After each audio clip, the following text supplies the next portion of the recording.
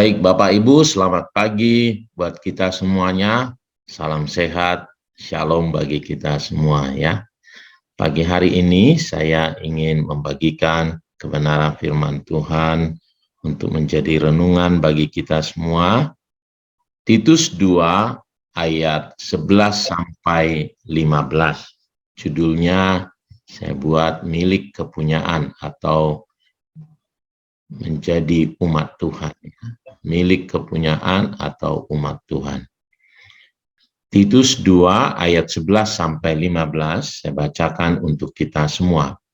Karena kasih karunia Allah yang menyelamatkan semua manusia sudah nyata, Ia mendidik kita supaya kita meninggalkan kefasikan dan keinginan-keinginan duniawi, dan supaya kita hidup bijaksana, adil, dan beribadah di dalam dunia sekarang ini, dengan menantikan penggenapan pengharapan kita yang penuh bahagia dan penyataan kemuliaan Allah yang Maha Besar dan Juru Selamat kita, Yesus Kristus, yang telah menyerahkan dirinya bagi kita untuk membebaskan kita dari segala kejahatan dan untuk menguduskan bagi dirinya suatu umat kepunyaannya sendiri yang rajin berbuat baik. Beritakanlah semuanya itu, nasihatilah dan yakinkanlah orang dengan segala kewibawaanmu. Janganlah ada orang yang menganggap engkau rendah. Ya, Bapak Ibu Saudaraku yang dikasihi oleh Tuhan, ya, kita dikatakan di sini adalah umat kepunyaan Allah, umat kepunyaan Tuhan. Ya, nah, memiliki dan dimiliki adalah sesuatu yang sangat penting ya. Saya menjadi orang tua memiliki anak, tetapi saya ada rasa kehilangan karena orang tua saya sudah nggak ada gitu ya. Jadi ada sesuatu yang sebenarnya kita pengen juga punya orang tua gitu. Jadi kita dimiliki dan memiliki. Ada sesuatu yang kurang menurut saya ya. Nah, saya pengen jadi orang tua, saya bisa punya anak gitu ya. Ada yang dibimbing, ada yang diperhatikan, tapi pengen juga diperhatikan gitu ya. Pengen diperhatikan. Ya. Kita misalnya kalau kita punya anak PA gitu. Sebenarnya kita juga pengen jadi punya bapak PA.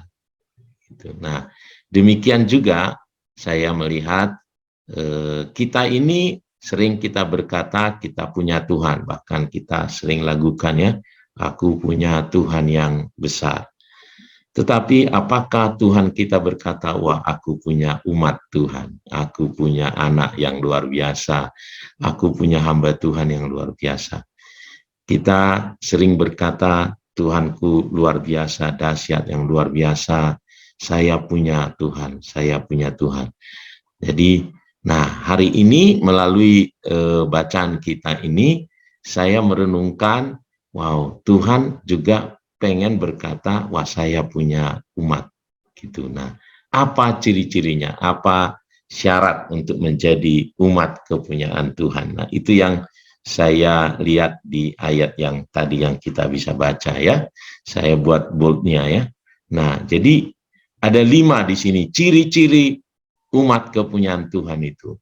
Nah, yang pertama tentu adalah selalu dimulai oleh orang-orang itu diselamatkan oleh kasih karunia Allah oleh iman. Ya tadi, dan karena kasih karunia Allah yang menyelamatkan semua manusia sudah nyata. Cirinya pertama, dia menerima kasih karunia Tuhan kita itu ya. Dia percaya kepada Yesus. Nah, yang kedua adalah ternyata dia harus mau dididik untuk meninggalkan kefasikan, meninggalkan keinginan-keinginan dunia, meninggalkan semua yang tidak bersifat kekal. Karena Tuhan mau kita dibawanya kepada kekekalan ya. Nah, dididik artinya mau ditegur, ya, mau ya belajar, ya. Nah, memang ini yang menjadi PR ya. Ya, banyak kan orang nggak mau belajar, nggak mau dididik, apalagi dididik ya. Kalau dididik ini berhubungan dengan ada satu apa ya, ketegasan gitu ya. Jadi ada semacam ada tongkat di sini nih ya, tongkat didikan, disiplin gitu. Tapi banyak orang ya kalau boleh nggak usah didisiplin gitu, apalagi zaman sekarang ya. Nah, tetapi ciri-ciri umat kepunyaan Tuhan adalah mau dididik untuk meninggalkan kefasikan. Nah, yang ketiga adalah dia harus hidup bijaksana, adil, dan beribadah. Tadi ayatnya berkata kita hidup bijaksana, adil, dan beribadah. Dia harus hidup bijaksana, ya. Jadi semua yang harus menjadi, nah ini jadi seorang yang sempurna ini jadinya ya, hidup bijaksana. Ya, dalam perekonomian, dalam hubungan dengan sosial, hubungan dengan saudara seiman, harus bijaksana. Dalam bersikap harus adil, dan dalam dirinya harus ada sikap untuk beribadah.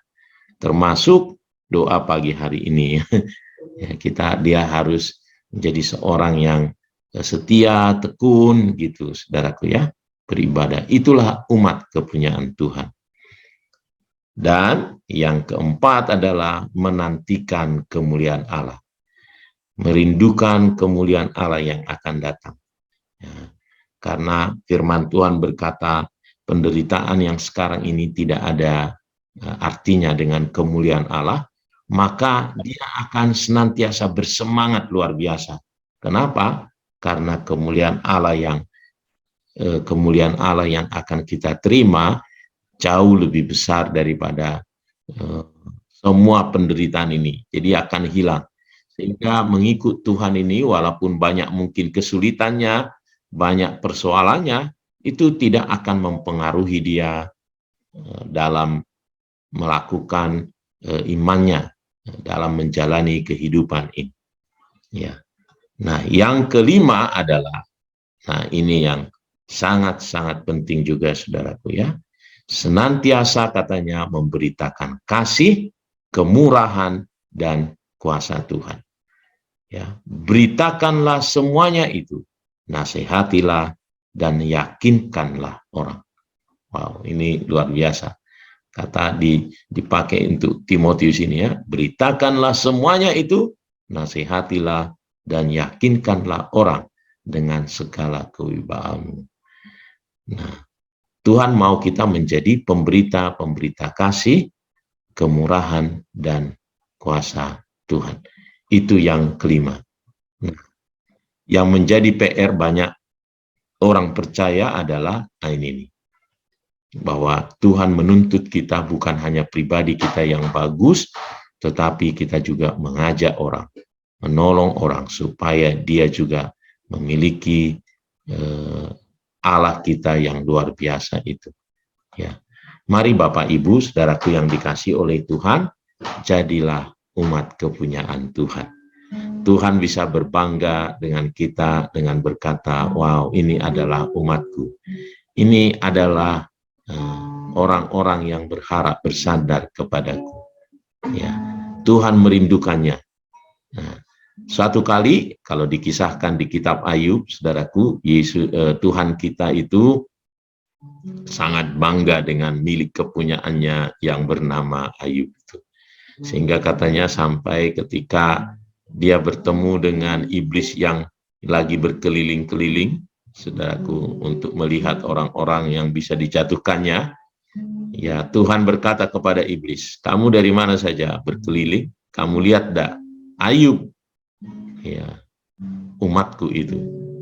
Lalu dia berkata, oh ya, saya lihatlah, ya, dan Tuhan bangga sekali. Dia orang yang percaya kepadaku, katanya. Ya, terang aja, karena Tuhan memproteksi dia. Semua hartanya diproteksi, anak-anaknya diproteksi, dibuat bahagia, ya apa enggak. ya apa enggak beriman, percaya kepada Tuhan, gitu kira-kira ya. Lalu Tuhan berkata, boleh kamu tes dia, bahwa kepercayaannya kepadaku ya luar biasa, bukan karena itu semua, ya bukan karena berkat Tuhan yang dia terima, bukan karena kesenangan yang dia terima, bukan karena semua apa yang bersifat materi yang membuat dia percaya kepadaku. Lalu dia dites. Karena Allah kita senang sekali ya memiliki umat kepunyaan Tuhan. Tahu Ayub lulus tesnya ya, benar dia. Nah ya, tapi yang penting adalah Allah senang sekali. Nah, kita berdoa saudaraku ya. Saya berdoa agar kita umat Tuhan ini ya menjadi orang-orang yang umat kepunyaannya. Tuhan senang melihat kita. Bagaimana itu? Bila kita bukan hanya orang yang sudah menerima keselamatan, tetapi orang-orang yang hidupnya bijaksana, adil beribadah, orang-orang yang meninggalkan kefasikan, ya, orang-orang yang senantiasa menantikan kemuliaan Allah. Hidupnya adalah untuk kemuliaan Allah.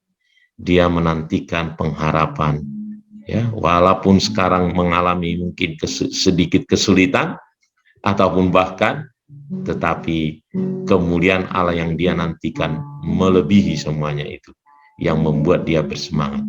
Dan terlebih dia hidupnya terus saja mengabarkan kasih, kuasa Tuhan yang luar biasa, mengabarkan keselamatan. Ya, dia bukan hanya hidup untuk diri sendiri, dia bukan hanya sekedar melayani Tuhan, tetapi dia terus saja menceritakan kasih Tuhan kepada banyak orang, supaya banyak orang boleh percaya kepada Tuhan. Itu yang Tuhan rindukan bagi kita. Jadilah umat Tuhan. Jadilah umat kepunyaan Allah sendiri. Mari kita berdoa, saudara.